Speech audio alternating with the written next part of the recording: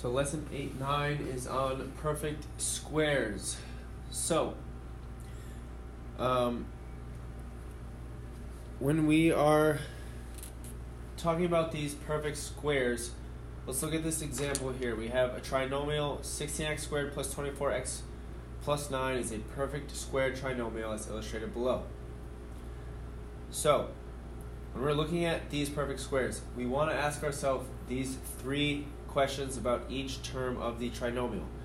So, is the first term a perfect square? In this case, of 16x squared plus 24x plus 9, yes, because 16x squared can be written as 4x squared. Then, is the middle term twice the product of the same roots of the square roots of the first and last terms? In this case, yes, because 24x is equal to 2 times 4x times 3. And the last question we want to ask ourselves is the last term a perfect square? In this case, in our example, yes, because 9 is equal to 3 squared. So, our key concept here, factoring perfect square trinomials. So, if you can take a trinomial and factor it into the form of a squared plus 2ab plus b squared, then you have a plus b times a plus b, which we all know is equal to a plus b squared. And it would be the same thing for the second term. If you can take a trinomial and factor it into a squared minus 2ab plus b squared, it would be a minus b times a minus b, which we know is written as a minus b squared. So, if you're not sure how to do these problems, yes, you could still use the factoring method. That would still work. You would, in this case, for our example above, you would take 16 times 9, factor it out. But what I'm going to be teaching you today is just a quicker way to solve these kinds of problems. So let's look at a few examples. So we have our first one. We have 4y squared plus 12y plus 9. So I want to ask myself those three questions. Remember, these three questions from the first slide. Is the first term a perfect square? Is the middle term twice the product of the square roots of the first and last terms? And is the last term a perfect square? So, is the first term a perfect square? Yes, it can be written as 2y squared. Is the middle term twice the product of the square roots of the first and last terms? Yes. 2 times 2y times 3 is equal to 12. And is the last term a perfect square?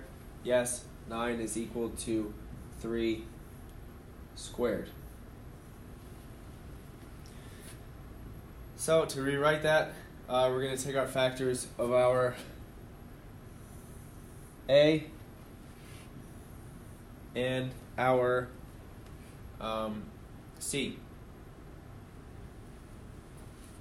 So to rewrite it would just be 2y plus 3 squared.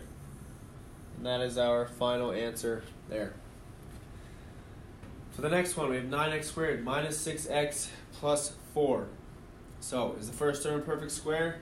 Yes, 9x squared can be written as 3x squared. Is the middle term twice the product of the square roots of the first and last terms? So it would be 2 times 2y times 3. So we would have minus 2 times, or not 2y, I'm sorry, 3, would be 3x times 2.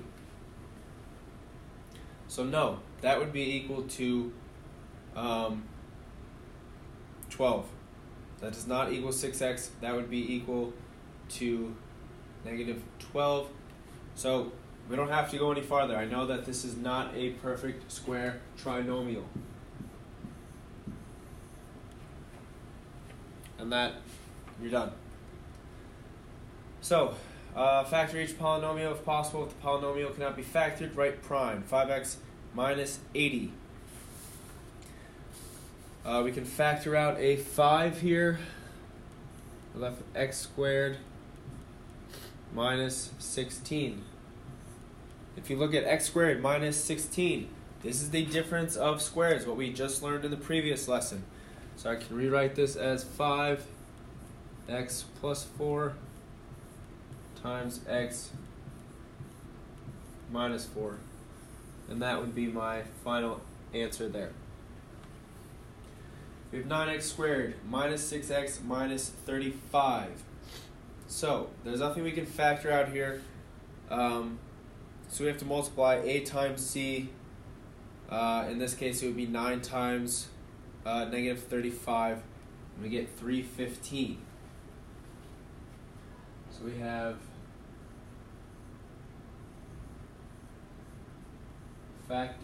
I'm not even going to bother writing it. So I'm not going to have room. It's going to be this is going to be our factors of negative 315, and our sum would have to be negative 6.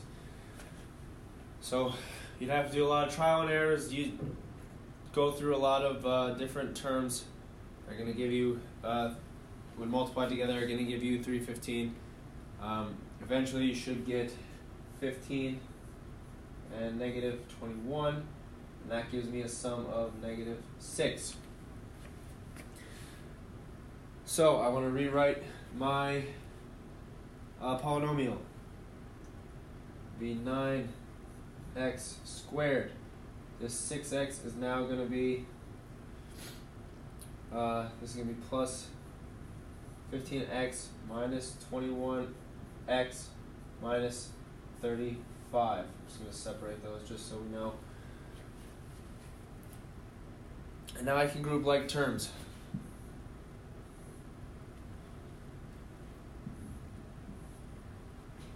I can factor out a 3 out of this first group, or a 3x, I'm sorry. We're left with x plus 5.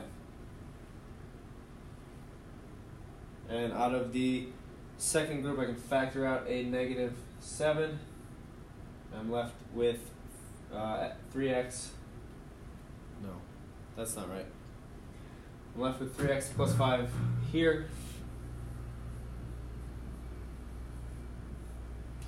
And then my first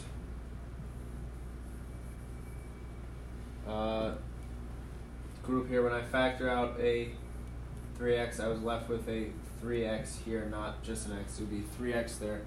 So now I have 3x plus 5, and they are common, so we can factor that out.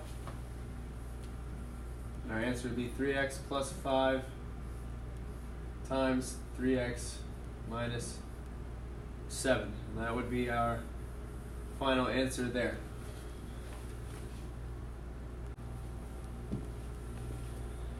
Alright, this one says solve 9x squared minus 48x minus 64. So first thing I need to do is add 64 to both sides. This is going to give me 9x squared minus 48 plus 64, and that is equal to 0.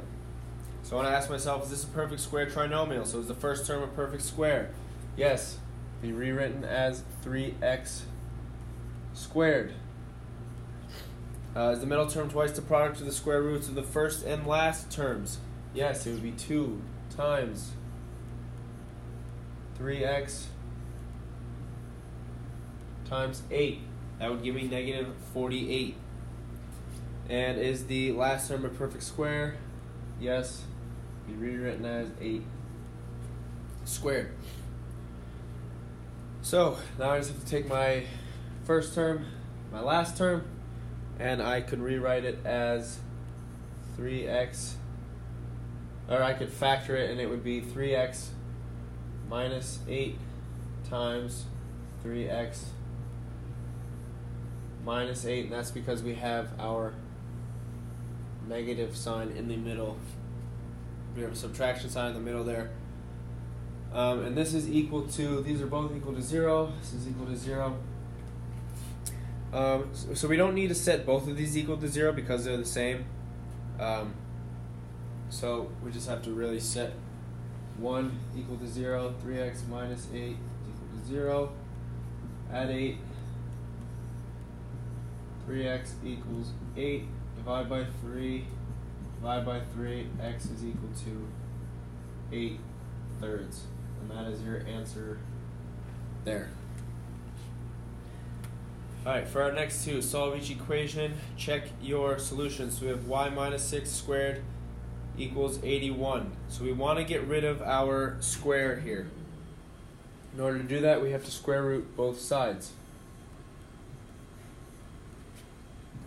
Square root both sides and get y minus 6 equals plus or minus 9.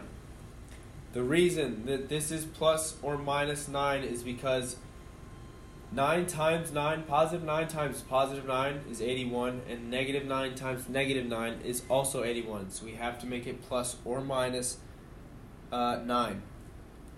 Now to solve, I'm just going to add 6 to both sides. So I'm going to rewrite this. I'm going to have y minus 6 equals positive 9. Y minus 6 equals negative 9. Add 6 to both sides. I get y equals 15. Add 6 to both sides here. Get y equals negative 3. And if you want to check that, you just have to plug both of these y's back into the original equation of y minus 6 squared equals 81, and you would get 81 equals 81 for both cases, so they are both answers there. Alright, for our next problem, we're going to do the same thing. I want to get rid of the square, so I'm going to square root both sides. I'm left with x plus 6 is equal to, there's no square root of 12, it's just, we're just going to keep it as square root 12, or I'm sorry, not square root 12, it's plus or minus square root 12. Again, don't forget that plus or minus. So now we're going to add, or subtract 6 to both sides, but first we want to write it as x plus 6 is equal to square root 12, and x plus 6 is equal to negative square root 12. Subtract 6 to both sides. X is equal to root 12 minus 6. Make sure your subtraction sign is not under the square root there. And again, same thing over here. We get x is equal to negative square root 12 minus 6. And if you put them into your calculator, root 12 minus 6, you get x is approximately 2.1, and here you would get x is approximately negative 8.1.